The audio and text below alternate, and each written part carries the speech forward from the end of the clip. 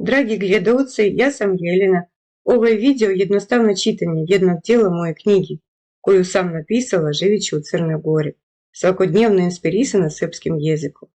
Odrasla sam u Kazahstanu, živjela u Moskvi, gdje sam praktično proučavala ljudsku inteligenciju kroz svoje istraživanja. Opisala sam intuitivnu inteligenciju koju ja posjedujem i koju imaju Crnogorci i Srbi, kako sam otkrila na svoju radost. Stoga sam knjigu napisala kao svoj doprinos proučavanju porekla. Osjećajući se kod kuće u Crnoj Gori, otkrila sam svoje korene. Buran je moje prezime, bilo je kod Paštrovića. Srpski jezik ima drevno poreklo i nasljednike drevne intuitivne inteligencije, dece svetlosti, kristališući razumevanje i prenoseći drevno znanje o svetlosti hiljadama godina.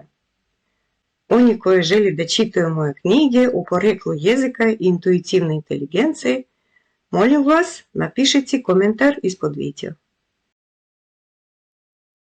Порекло Этрураца можете само предпоставить на основу njihove mitologije, koja je slična mitologiji Pelazga i Terena, čiji izvor kretanja otkriven kroz oblasti Egejske obale. Pretpostavku Etrurcima iznio je Gerodot u istoriji. Ali Pelazgi su također pretpostavljene preci Ilira i stanovnika Helade, Grka. Pelazgi, deca mora, živjeli su svuda u regionu Sredozemlja. Na nekim mjestima su ostavili svetliji trag nego na drugim, zato što su bili relativno miran narod i naseljavali su se tamo gdje im nisu smetali da živi.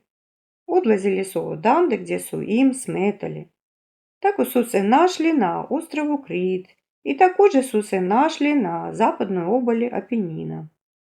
Kada uporedite freski Krita i Etruraca, ne možete da ne primetite da su slični po duhu, radosnom, lakom, svjetlom, prazničnom i srećnom, kao nijedne dvije druge civilizacije.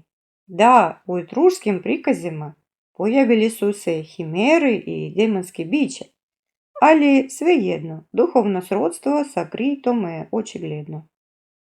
Kritske freske datiraju se pola hiljade godine ranije, oko 15-13 veka pre naše ere, nego etruške.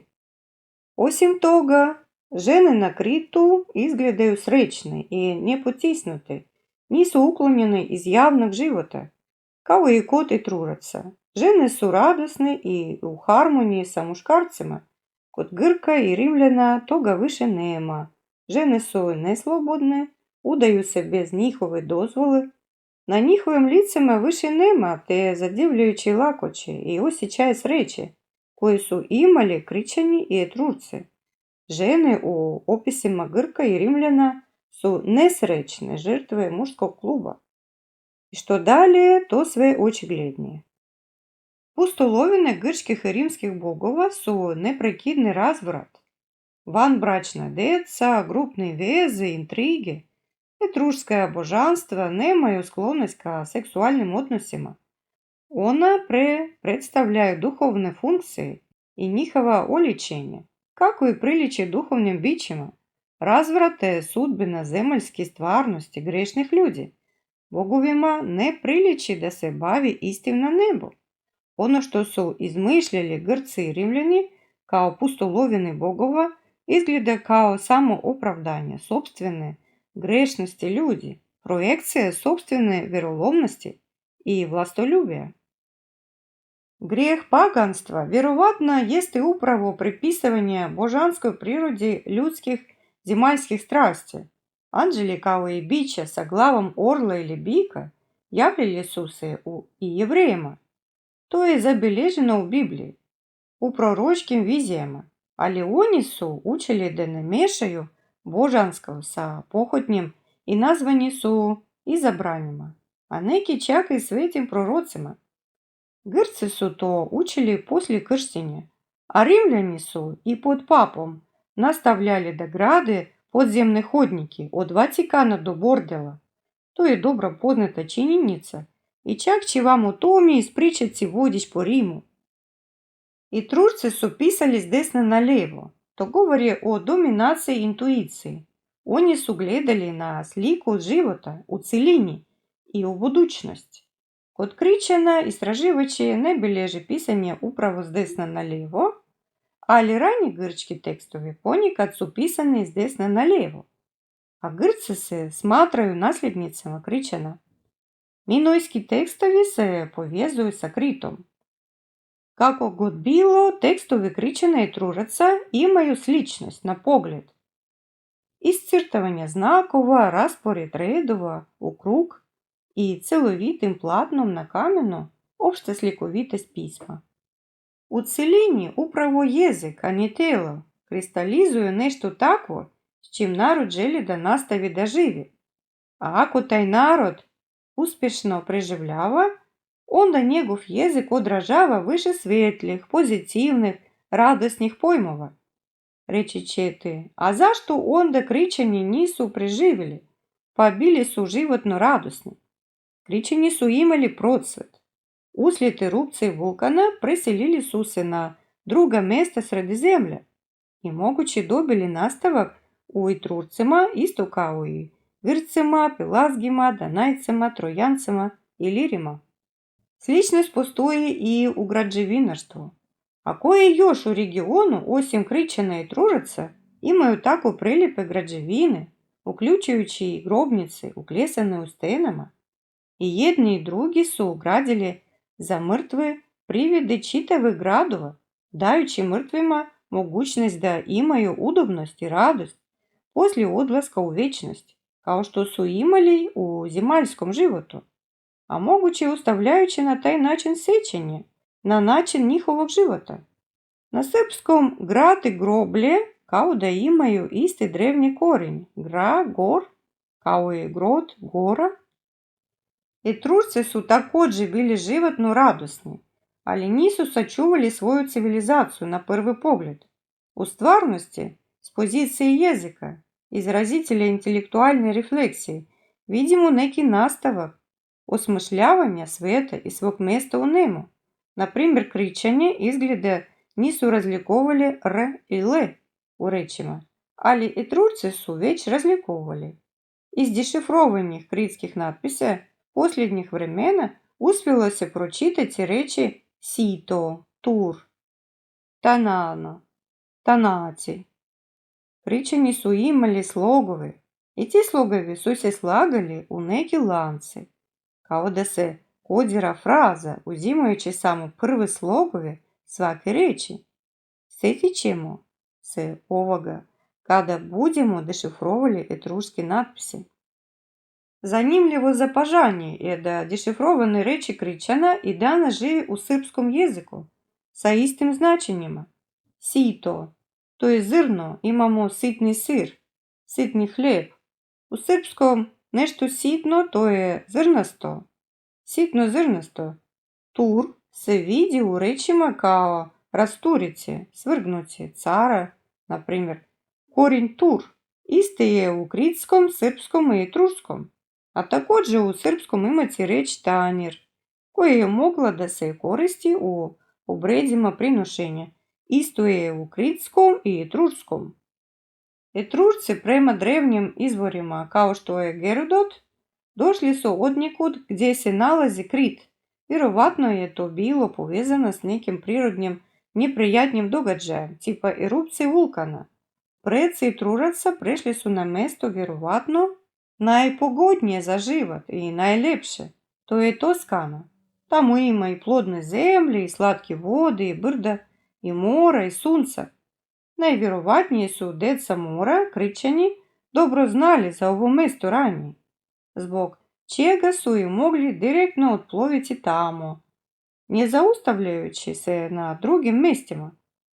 Nazire se da su Etrurci direktno doplovili iz mjesta gdje se nalazi Krit, otplovili su odmah na drugu stranu regiona, na obalu Torenskog mora, ne mešajući se u živahno kretanje između Anadolije i Balkana. A da tada se postavlja pitanje otkud u srpskom jeziku isti reči koje srećemo kod Kričana i Etruraca. Preko Pelazga i Danajaca koje su živjeli na Balkanu pri Grka?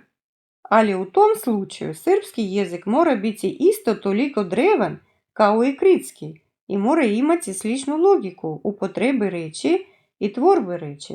Vidimo to u tome što su predci Srba i Hrvata i Iliri vjerovatni potomci Pelazga imali i sada imaju u jeziku istu pozitivnost, sunčanost i prazničnost koja je bila vidljiva na freskama Krita i Etružaca. Pelazgi su se naseljavali i u dubini Balkana. To je poznato. Oni koji su kasnije nazvani Etružcima mogli su imati složeniji put na svom putovanju, nego prosto doploviti iz oblasti Krita. U putovanju Bruta, rodonačelnika Brita, detaljno se opisuje i taj put, ali on je otplovio još dalje, do ostrva Albion, koji se sada naziva Britanija u njegovu čast. To u Strabonu. Knjiga 4. Keltika Britanija, Alpe. Želim reći da je jezik proces kristalizacije smislova. To nije prosto linearno nasljeđivanje pojmova. To je kontinuitet nuklearnih pojmova s razvojem lanaca jednokorijenskih riječi i semantičkih polja, pokrivajući lik jedinstvenog duhovnog smisla. Što je više refleksije, to je širi semantičko polje, ali do granice iza koje izrazi postaju previše obimni, da bi se kretalo za suncem po ciklusu događaja. Po kretanju duha nastaje kratko ime stvari, a zatim se opisuje svojstva, radnje i okolnosti postojanja stvari. Tako se to dešava u srpskom, ali proces je počeo da se oblikuju još kod Kričana i Etružaca. A kod Rimljana, zar nije tako? Nije tako. Zato što su Rimljani koristili riječi ne za refleksiju i opise pojava života, već za naredbe, sudske optužbe i druge racionalne funkcije. Razvoj jezika višeslojan i nelinearan proces. Naprimjer, Hrvati danas priznaju da su njihovi preci bili Arijci, živjeli između Azovskog i Kaspijskog mora. To profesor Ivan Vjondić, zmaj od Tanaisa. Rimljani su ih pozvali radi odbrane od Avara i Avari su pobeđeni oko 5.-6. vijeka naše ere. I također Hrvati tvrde da su uzeli sebi jezik Slovena. To izgleda čudno, jer niko ne može dobrovoljno ustupiti svoj jezik i uzeti tuđi jezik, posebno ako je riječ o dobro organizovanim vojnim zajednicama, koji su pobjedili Avare. Tim pre nemoguće je brzo zaboraviti svoj jezik. I vidimo da čak i poslije 3000 godina riječi ostaju u jeziku naroda, pa čak i srodnih naroda. Kulti sunca Arijaca, čijim se potomcima Hrvati smatraju, sunčanost Kričana i Etružaca i svih Balkanaca uopšte navodi na misao da Hrvatima upravo treba da bude bliži jezik Kričana i Etružaca nego Srbima. Zato i vidimo Hrvate kako govori istim jezikom kao i Srbi. I taj jezik izgleda kao dalje kristalizacija jezika Kričana i Etružaca. Nazivajući se Ilirima, preci i Srba i Hrvata razlikovali su le i re i položili dalje lance jednokorijenskih riječi, opisujući sunce i radost savremenim terminima. Sunčani znaci, svastike, postoje i kod Grka i kod Etružaca i kod svih stanovnika Balkana, koji se sada nazivaju Slovenima, a ranije su se nazivali Pelazgima i Ilirima. U reci Ilirija jasno vidimo razlikovanje le i re. Istraživači Ilira 20. vijeka skloni su smatrati da je poreklo imena Ilir povezano s nekom zmijom. Vidimo da ovo ime preasocira na sunčevu svetlost i planine. Ako se uzme u obzir da su Etružci prikazivali sunce i kao зрачачи божанство і кау змію, олічаваючи циклично гладко кретanje, ove dve verzije pojma sunca mogu postati aspekti jednog te istog. Srpski jezik ima isto tako drevni korijeni na Balkanu, venčanska kultura, kao i kritska, ili čak starije. Hrvati nikako nisu mogli uzeti slovenski jezik u 6. veku, jer su korijeni svih ovih jezika mnogo dublje. Na primjer, u toponimima Egejskog mora ima više pregrčkog, pelazgijskog ili kritskog nego grčkog. Na kom jeziku su se u tom slučaju izražavali Hrvati, koji su došli na poziv Rimljana i naselili se na Balkanu? To mora biti jezik srodan svim Balkancima, Etrurcima i Kričanima. Iz ovoga se nameće zapažanje. Jezik je integrativni, višesastavni i višeslojni fenomen. Ljudi ostavljaju u jeziku ono što im odgovara po duhu. Sunčani i praznični ljudi ostavljaju sebi svetlo, kuda god ih istorija baci. Sve tamno, mračno nestaje kod takvih ljudi. Nema više Amazonke koje su drevni Hrvati trebalo da sretnu, idući iz oblasti Kaspijskog mora. Nema tamo više ni Kelta koji su vešali odsečene glavi neprijatelja na vratima svoje kuće, ali još uvijek postoji velika zajednica balkanskih slovenskih jezika, preko čijih korena mogu biti pročitani i kritski i etruški natpisi. U regionu Kaspijskog mora i tamo gdje su drevni Arijci ostavili natpise, također slične kritskim i etruškim na pogled, govori se već sasvim drugim jezikom i bojim se bio bi sasvim nerazumljiv savremenim Hrvatima. Htjelo bi se iznijeti još jedno zapažanje o jeziku kao integracionom fenomenu.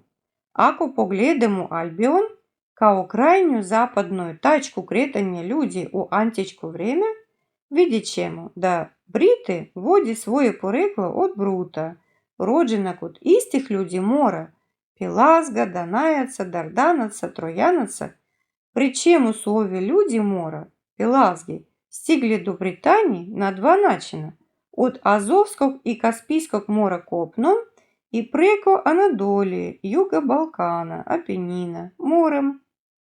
Oni koji su išli kopnom od Azovskog i Kaspijskog mora, severa Balkana, severa Apenina, nazivajući sebe Kelcima ili Galima, protutnjali se talasom po istim zonama naseljavanja kao i slovenski.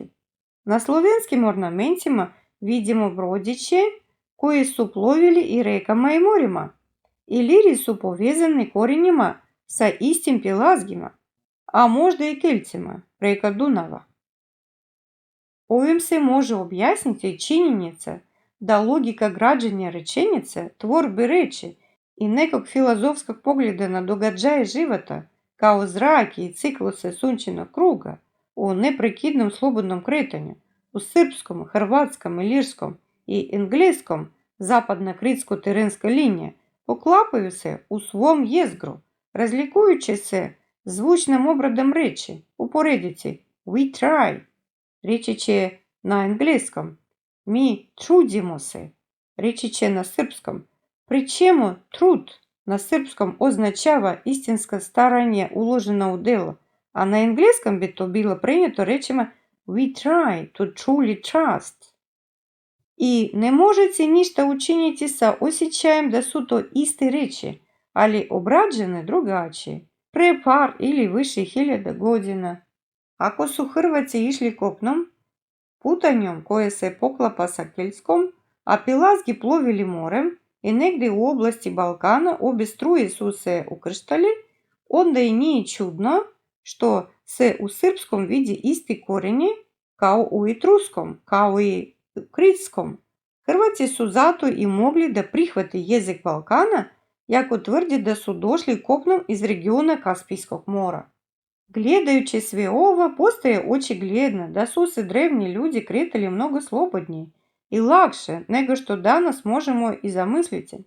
Nisu imali ni pasušku, ni viznu birokraciju, ni bankarske kartice, nisu sedjeli satima za kompjuterom. I bili su srećni, kako se vidi na licema Kričana i Etružaca. Lica na statujama Grka i Rimljana govori nam već nešto drugo. I eto zašto su Brut i ostace zarobljenih Trojanaca, podigavši ustanak robova na teritoriji Grčke, uzevši za taoca grčkog kralja, zahtjevali od njega brodovi i zalihe i otplovili na krajnji zapad, na tada nenaseljena ostrava Albion, opisove priče kod Strabona. A kada je Julij Cezar gledao na njihovu obalu s kopna i pitao ih, da li želi dobrovoljno da priznaju dominaciju Rima, kako ne bi prolivali srodničku krv, Briti su ukazali na pohlepu Rima i objavili da će stajati za svoju slobodu do kraja. Zapisi Julija Cezara. Ova linija ponašanja se primjećuje i do danas, s tim pojašnjenjem da su nemirni, a i mirni pelazgi stigli i do Amerike poslije 1500 godina i, postavljajući tamo državne temelje, sad uzeli primjer demokracije koja je nekada postojala u oblasti Krita. Intuitivno viđenje ne umire. Dato je za život i vodi čovječanstvo naprijed, uprkos pokušajima kontrole od strane ljubitelja brojanja novca i zadržavanja unazad. Na kraju reći ćemo da na sve pokušaje da se kaže da su Iliri nepoznati i da je njihov jezik nepoznat, reći ćemo da je u vrijeme Katarine II. Bilo objavljeno štampano izdanje uporedne rečnice svih jezika i narečja u 2 toma. A lirijski jezik u rečniku bio je predstavljen na ćirilici, prenoseći zvukove poznate Rusima. Posebno je bio prikazan srpski jezik, jako je veći dio ilirskog riječi odgovarao srpskim s malim varijacijama. Obrve, obarva, obarva ilirsko. Ilirski natpisi na kamenu sreću se na teritoriji Hrvatske, Bosne, Crne Gore, Srbije, uglavnom na nadgrobnim spomenicama. Lakonski, kao i u slučaju Etružaca, i nisu se pojavili tamo u 5. veku, stari su 1000 godina. Također nosi na sebi sunčevu simboliku. Nosioci srpskog jezika još uvijek imaju ubedljivo izražen intuitivni intelekt, kao što su imali i Etružci. Oni pisali sa desna na lijevo i očigledno kričanje. Ovi ljudi su se kretali neprekidno i zaustavljali se negdje tek popivši se na visoku planinu ili na ostrvu, gdje niko nije mogao ometiti njihovu slobodu. Umjetnost Etružaca nosila je crte sakralnosti, purpurna odjeća cara, tron, kosmogonija. Sve su to ideje o vanzemaljskom poreklu i izabranosti za višu misiju. Analogije sa Biblijom kod Etružaca su više nego očigledne. Etruški krug sa svastikama imaju 3 nivoa i 4 pola. To je model svijeta. Etrušci su shvatili da postoji Bog i njegove pomoćnice, kao i demoni, i da duše mrtvih nastavljaju da živi. Važan je sam fakt ovog shvatanja, koji već govori o tačnijem razumijevanju stvari, nego što udžbenici istorije pripisuju istim Grcima s njihovom mitologijom. Interpretacija razumijevanja svjetskog poretka kod Etružaca mogla je biti naivnija nego savremena. Ipak, očigledno je bila tačnija i bolje nego kod rimokatoličkih inkvizitora. Na istočnu stranu Etružci su smještali svjetlost i dobro. Etruška božanska bića komunicirala su pomoću munija, time pokazujući smisao žive energije, što se u srbo-horvatskom reflektuje na nivo jezičke logike. Редослед доношення одлука Богова і Трурці са описали близько онome, kao je to uređeno u zajednicama na Balkanu. Kada postoji starešina, ali postoji punoće bratstva i postoji savjet, kolektivno donošenje odluka. Broj božanskih bića kod Etruraca bio je 12 i vidljiva je trojičnost njihovog sistema. Cin, Uni, Minerva činili su najvišu trojicu s funkcijama davanje energije života, smisao upravljanja, stvaralačko delanja na zemlji. Apollon izgleda kod Etruraca više kao arhanđela, pomažući ljudima da čini svoja svetla dela. Od imena drugog arhanđela sa imenom Seflans ili Velhans nastala je reč vulkan. Njegova funkcija bila je kažnjavanje živog za zloupotrebe. I vidimo kako su stradali etrurski, a kasnije rimski Pompeji od vulkana. Etrurski Nefons nosio je trozubac kao Neptun, pomažući na moru. Fufluns bilo je biće koje daje prekomernu radost do razvrata i opijenosti. Reč fuflo i sada se može sresti u ruskom, kolokvijalni jezik izraz za nešto loše, bezvredno ili lažno.